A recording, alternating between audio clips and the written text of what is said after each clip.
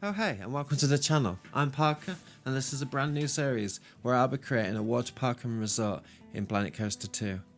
I live right in the centre of England, next to Sherwood Forest in Nottinghamshire, and that of course is home to Robin Hood. So I'll be creating a little resort and water park with some lodges and a few rides imagined in that setting. So today we're starting off by building the guest services, and here I'm putting the roof in on the building. I just laid out some simple grid pieces. I've gone for the plaster. I've gone in like a just slightly off-white colour, and we will get some colour into the building later on. As you see, this slate roof becomes a blue roof very shortly, as I figure out what kind of colour palette I want to use in the area and stuff like that.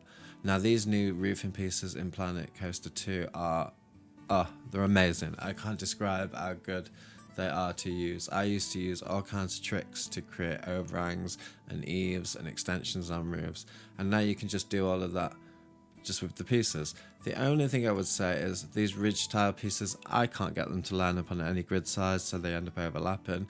I might be doing something wrong. If I am, let me know in the comments, because I very often overlook things because I'm dense. So now I'm just popping in the rest of the walls, fixing a few bugs in the roof where I'd left some pieces overhanging each other and stuff like that. So we're going to come in, trying to think what I did next. Okay, yeah, we're going to put in the stores next. Now, big change between Planet Coaster and Planet Zoo and Planet Coaster 2. The stores don't necessarily have to connect to a path. They can be overlapping the path. So I've had to adjust my brain somewhat and change the way I build and approach this design to compensate for that. I went ahead and put a staff room in there, just a small one, just so that these staff have somewhere to go to quickly when they're on breaks and switch shifts with other members of staff, which you will see me hire at some point, I think. So now I'm just covering up those counters. I don't know all the pieces yet, so I'm still discovering what pieces I want to use to do things. Very often just settling on the first thing that I come across that looks okay, and in this case, this plank, the scaling ability is boom, my mind is blown. I mean, not only does it make every piece more flexible, more useful, it actually helps you reduce your piece count as well. So now we're going in with the staff door. I'm just going to use this really unassuming slatted door from the resort theme and just create a little framework around that door so it doesn't just look plopped onto the wall, but it looks part of the architecture. Now I saw Mass Bandit use these marble bricks, I guess they are, in one of his builds, and I love the look of it, so I'm just lifting that straight out of there. And now my favourite colour is yellow, so I want to get this lovely mustardy yellow colour onto the building, and we'll find more ways to get that on later, you'll see. So just going to extend that around the building, make sure everything's consistent. I had to play with the door a little bit because the depth of the marble, etc. So here we go, extending that colour up and into the eaves. I'm not going to cover every bit of wood on the roof. I would have done that once upon a time in Planet Zoo and spent hours and hours and hours on each building, but I just don't want to get my head into that space right now. I want to enjoy building. I want to build things that look good, look like they could exist in the real world, and that's good enough for me. So I wanted to get in a slightly more substantial base to these columns, and I thought it'd be a great place to get this blue back in just to bring that contrast in. It's the duck blue that's in the default swatches, so if you want to use that blue, that's where you can find it. And then these new windows, these kind of arch windows above doors, wonderful. I did have to double it out, triple it out a few times just to give it a bit of depth, just so it didn't look quite so flat against the thickness of the door. Just copying that eave over so everything's consistent. Found this, I knew what I wanted to do as soon as I saw it. It was just a little bit tricky to line up and get it exactly how I wanted it, but we just tilt it a bit, scale it until it fits nicely so it's connecting to all the beams as it should. And again, talking to pieces, and I found it since there is a better piece to do this from than what I used, but I'm still learning the pieces, so I might not be using the best piece, and you might be looking at this and thinking, Parker, why the hell did you use that when there's already a long thin pole? I just didn't know there was a long thin pole, but I will learn these things in time. I promise, I will learn them, I promise. So I think it was what we moved on to next was a little garden area. Oh no! First we did the wall art. These new signs that are just font only, wonderful, allow you to create some amazing little graphic design moments. Really sell the idea of themes and whatever you want to say, you can say it. Now, so what I wanted to do is can I have some stone topped wall, and I kind of did get it to a place I was happy with, but then I looked at it against what I got and I didn't like it, so we went for this really thin plank, which also didn't end up pleasing me because I knew I wanted some kind of trellis along this wall. I was hoping to use this netting because I really like it, but it just wasn't right for what I wanted, so I went with this wire mesh, and then we bring in some more substantial beams just to cap off this wall. And so this is just going to be a little garden, and here's an example of coming up of the piece count when we deal with the soil, because as you'll see, the soil piece I choose doesn't fit the gap. So what we used to have to do is double that up, but now we can scale them up. I don't have to double them up, so it would have took 6 pieces to fill this gap in Planet Coaster 1 and Planet Zoo, whereas it's only taken 3. So that's saving on piece count, but it's just I love it. I can't get enough of it. And if I keep going on about it, it's because I love it. And everything is flexicolor, and nearly everything seems to be flexicolor, which is wonderful.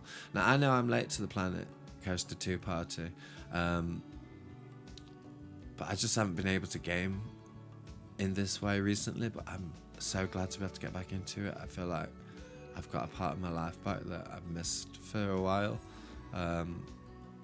So I played thousands of hours of Planet Zoo, and I used to stream Planet Zoo 3, 4, 5 times a week, and we had a really nice Planet Zoo community.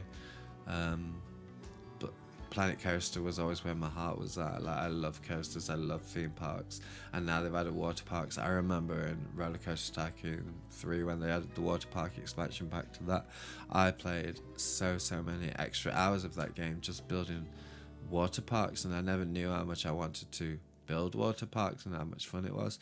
Because I was thinking about this today. I've only maybe been to 3 or 4 big themed water parks, and most of those have been in America.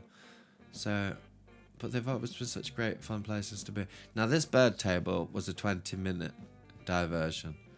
I don't know why, but I needed a bird table, and it needed to be there around these sunflowers, because I saw this now as this kind of bird, butterfly, bee area that we're going to scatter out the park and make it kind of an important feature of the park, that we're attracting nature. Because all of this is going to be surrounded by woodland. It's going to look like it's in the actual forest itself, like it's part of Sherwood Forest.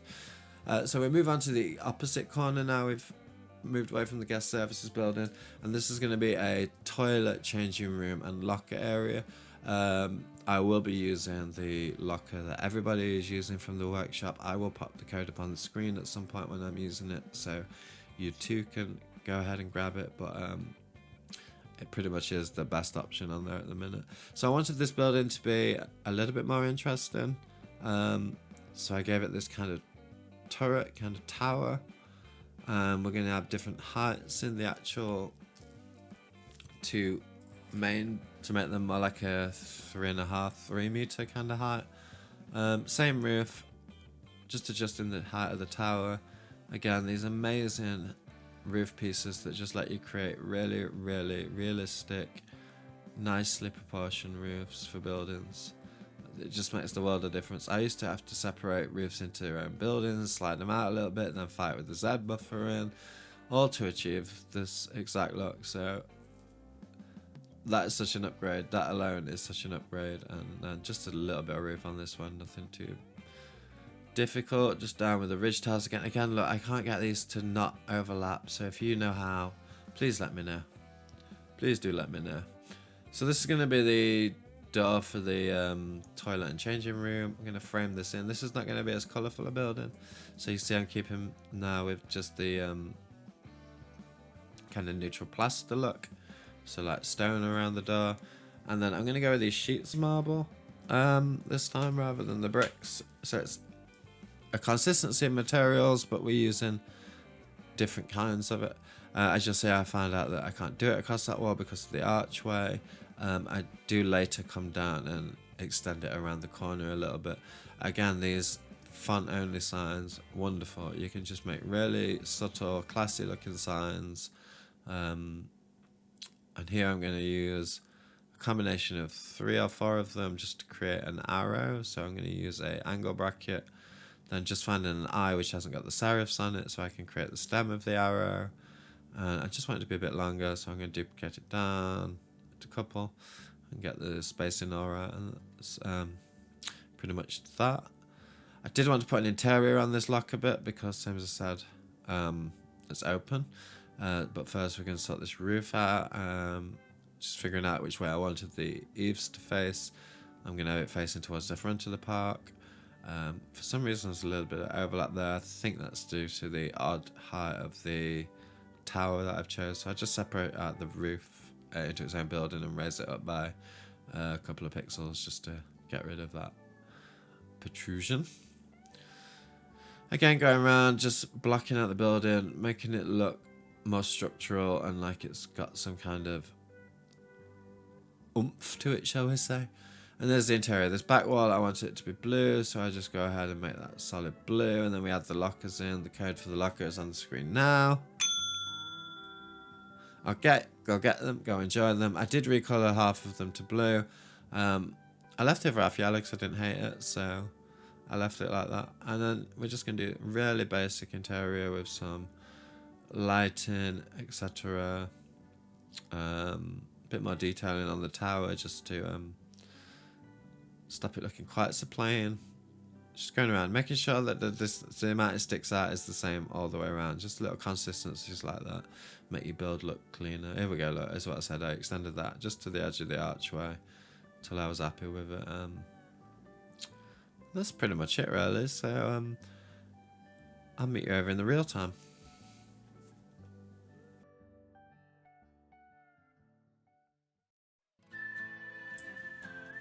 So here we are guys in the real-time section. I've come in, added some extra details from the Speedbuilds. There's just more lighting, just extra things added. We've got plants, we've got these little glass barriers, etc. I'll just show the interior on this building. So we've got a couple of little vending machines over here, and then 3 rows of lockers, sorry. It's just nice and simple. Easy, classic. A little seating area just outside with the toilet, so if you need to wait for somebody. Then we've got this fountain which I built out of one of the pool pieces.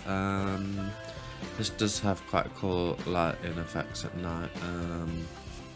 Then we've got the guest services area over here with the decals on the wall. Still need to figure out what I'm doing with this wall. Probably some kind of signage.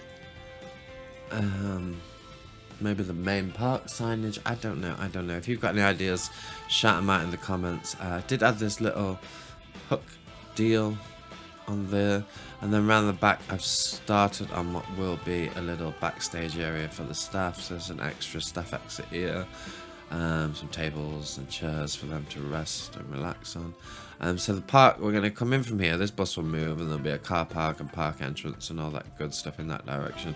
And then we're going to go this way and become more organic. After this point we're going to go into organic shaped paths, nice smooth plazas. I think next up on the list is probably a coffee shop. I think is what I'm going to build next, off to this side here. That could fit quite nicely into that corner, so maybe we'll fit it here in this corner instead. We'll see. But I think coffee shop, and I want to get in the miniature train as a station, which will take you through the woods and to various other attractions. Anyway, I think that's it guys. So if you've liked what you've seen, please do consider pressing the like and subscribe button. Really helps me know that you're enjoying the content. Lets other people enjoy it too. And I'll be back soon with the next episode of this. And until then, take good care of yourselves. Goodbye now.